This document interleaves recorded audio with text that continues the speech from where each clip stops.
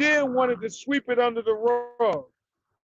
But thanks to this mother and the community activists standing with her, they say, LAPD, you will not sweep this under the rug. You can't profile our children, crash into them, almost kill them, and then try to say, oh, there's no big deal. Well, it is a big deal. And that's why we filed this civil rights lawsuit on behalf of this 16-year-old child who you racially profiled and crashed into intentionally, they believe. His friends said they came straight at us. And so that's why we're here to make sure that they don't think it's okay to do this to our children. Now you're going to hear from our co-counselor, who's a great lawyer, and he works with a great law firm. Attorney Mark Lanier is one of the best lawyers in America. And so we're going to fight for this kid. We're going to fight for this kid and all the other kids to say, LAPD, if you won't do this to your children, why do you think it's okay to do it to our children? And we're not going to let this mother fight alone. We're with you, Shalala. We're going to stay with you. And at this time, you're going to hear from Attorney Kurtz to tell you about some of the merits of our lawsuit. You want to step center? Thank you very much, Attorney Crump. Thank you very much, Shalala. Thank you very much for allowing the Lanier Law Firm to partner with you on this righteous case. I don't think I've ever seen a clear case of police brutality and excessive force, and to treat a minor in our city this way is disgusting. Um, the LAPD needs to step up. They need to make this right. This is injustice. And the city of Angelino is better than this, and the police should not be targeting minors like this good young man here. And we're going to help make it right with Attorney Crump here. Thank you so much. Thank you so much, Attorney Kurtz. It's an honor. Now you're going to hear from his mother, who is a little shy, still emotional about this, but she's going to speak from the heart and tell you what happened. So I received a call around 8:25 from a nurse that was stating that my son was trying to get in contact with me and that something fishy was going on. So at the time, I didn't know he was even in the hospital or involved in any type of accident at all until I rushed into the hospital to try to see what was going on. And once I got there, they would not let me see my son and said that he was under arrest for reckless driving. And I kept trying to get information. So I sat there at the hospital, and we left from that hospital. They transferred him to the was supposed to transfer him to the children's hospital, in which they told, oh, he's already been gone. So we left and went there, and we sat there for approximately about 4.5 hours before we found out that he never was transferred to the children's hospital. So I'm waiting and waiting, and then I finally get a call from the nurse that reached out to me the first time and said that my son is suffering a lot of internal bleeding. He had a total of 5 surgeries. He had internal heart internal bleeding in the heart, internal bleeding in the stomach, internal bleeding in his right leg, which is in his popliteal area. Then he had broken jaw, broken, all his right side was broken. And once they said that information, they told me that he's going to be helicopter lift to Children's Hospital. That never happened, and I'm still sitting there for additional 2 hours or so until I finally got to see if my son was coming. And then once he got to the hospital, I finally got to see him. So I ran to my son's rescue, and they were like calling him a different name. I'm like, that's not his name. So he was under a different name. And at that time, I'm like, what's going on? And that's when my son was like trying to like mumble words and say, mom, mom. And uh,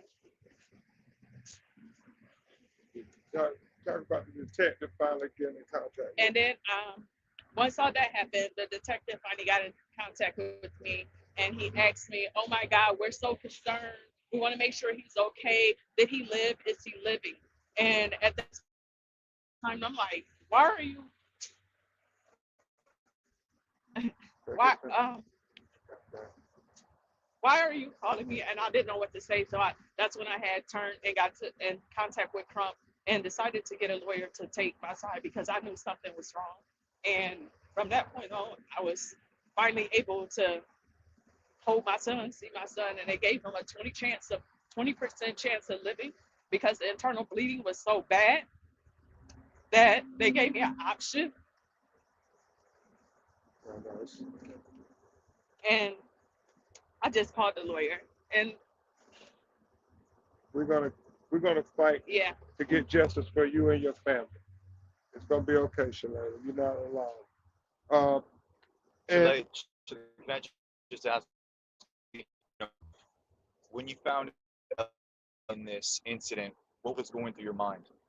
to be honest, what was going on with my son, it was the it was more of a concern of like what's going on with my son. Like I don't really think I had a open at that time until I figured out like able everything. And then like the next day, that's when I found out like everything that went on. And I'm like, how could they do this? Like they need to take accountability, for their actions. And you're gonna hear from Mr. Alex Barker to tell you about who this kid is, the character, and that he didn't deserve this. No kid deserves this. So, Mr. Barker. Really quick, just a quick question. In terms of medical bills, is there a number that you guys are having to deal with right now? And what's the status of your son in terms of walking? it's a lot. It's way more than what you think. He got a lot of medical bills. He was in the hospital for almost a month and a half. So you can only imagine how they accrue. And LAPD has not reached out to offer assistance or explain this situation to this mother at all. She was only told, we're not going to charge him. We're just going to give him a ticket once they found out he lived. They were concerned that they had killed him. And just because you didn't kill him doesn't make it okay that you can now sweep it under the rug. You're going to hear from Mr. Barker, and then we'll take some of your questions.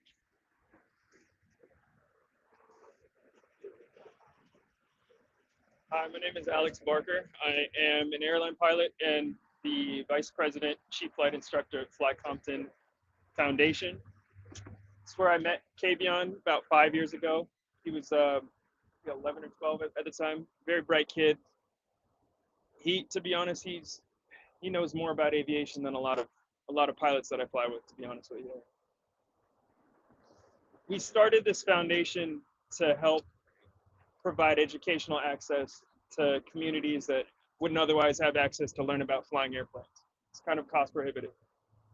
Keep the kids off the street, keep them out of trouble. Kavion was never that type of kid that needed any of that guidance to stay out of trouble. He just needed a pathway forward to learn about flying airplanes. That's where I fit in. I was his instructor. I am his instructor and mentor. Earlier in the day, he was volunteering, help teach the younger kids in this class. Afterwards, I get a call from maybe it was Layla, maybe it was another parent of the foundation, explaining to me that Kavion was in the hospital. It was a bike accident, is what I heard. I didn't know what to think of it. I had no idea that the police would be involved. Now, really, what I'm concerned more about, the all aftermath, everything is all said and done. We get justice. Still, his dream of being an airline pilot may be affected because there's a lot of strict medical requirements to become an airline pilot. Is his vision okay, or his internal organs going to pass medical standards? We don't know that, but we're still going to keep trying, and he's still going to keep learning. But this could have long-lasting repercussions as far as his career progression, and that's just so tragic to hear because he's very promising, bright young man. So anyway. Thank you very much for your time. Thank you. The final person you'll hear from before we take your questions. And it's important to know, Attorney Kurst, and we will get you a copy of our lawsuit because it explains that not only did he suffer devastating, debilitating injuries that very well could have cost him his life, the doctors gave him a 20% chance to survive this crash of the LAPD running into his bike, similar to that. And so you then have where he has future prognosis. Uh, he wants to be a pilot. It's likely he's going to have a knee replacement surgery from the injuries that he suffered. So this is ongoing trauma. This mother continues to worry about her child, not only physically, but psychologically, because now he's petrified of the police. And so LAPD, this is not how you build community trust, by crashing into our children after you racially profile them. Mr. Najee Ali, community activist who's been with the family, is going to talk with you all. I'll just say this. I've been protesting the racist mistreatment of black people by the LAPD since the days of Rodney King. So when I heard what happened, I wasn't surprised because that's what the LAPD does to our people in our community. When I went to the hospital, I thought this young man was going to die. He wasn't going to make it. So I'm just grateful to the family that they have great legal help. And I know they're going to hold the LAPD accountable. And I thank God this young man is alive. Amen. You know he's doing bad. Thank you, man. And if you all have any more questions, we'll take them at this time. Any more questions? What does justice look like for you guys, either in terms of physical action or in terms of damages rewarded? Obviously, we want to make sure we get whole justice, and the sense of the Seventh Amendment applies to all citizens, black citizens, brown citizens, white citizens. It shouldn't be partial justice because it's a black child. No, no. We want full justice. Attorney Curse, Attorney Moore, we plan on getting full justice for this child. But it goes deeper than that. It's about saying, today is 16-year-old son, and if we don't hold him accountable, then next time it could be your son. So this is about all of our children being free from being racially profiled. And right now in America, that is a very present issue for all of our children every day. It's not constitutional. It's un-American. Racial profile people. Any other questions? Yeah, a couple questions of clarity. You mentioned in the press release that there were no sirens or lights flashing when the police officers were coming down the street and hit KW, but just moments ago you said the lights and sirens were on. Can you clarify? Yeah, the kid, you want to tell what happened? This is spraying and the light came right. Spell it. First of all, we're all right in the whole group. It's a green light, and then like only thing like the next thing that I hear only thing I hear is like from a car engine. It's the police car, but I'm not knowing like what type of car it was. And they just had like bright lights on. It's like the flashlight, the LED lights, like. But I don't know, like it's like you couldn't like see nothing. So like my adrenaline, like my adrenaline, it was like so intense. Like when I heard that, like come like off the side of my helmet. And like my face, like I couldn't like read, like it was like really like traumatizing, like seeing like a car like almost hitting you like that, like just like really coming at you like fast. Like, and so they came up from behind the group, without no lights or nothing. I just see like bright lights, like bright white lights, faced at me. So when I look back, I can't really tell. Like I just see like lights on the side of the doors. And then when like they came like that, they tried to like cut me off and like run me into like the tree. And what was going through your mind at that moment? Like it was like so much adrenaline, like that I didn't get hit. Like I'm like, whoa, like I almost really did get hit, and like all that adrenaline, like for me, actually, like doing that, I was shaking the whole time. Like, it was like, did you think that I was like, when I got home, I was like, I hope he was okay, because I checked his location and they said he was at the hospital. So I don't at this time I don't have his mom's phone number, so I'm trying to get in contact with him any type of way. I don't have any type of contact with his mom, so I seen his location was at the hospital, and like when I got there, like it was like really like devastating, like to hear that my friend's in the hospital, like somebody that I truly care about. Yeah. How many people were in the group, and how often do you guys go out and ride together? And were you going somewhere in particular?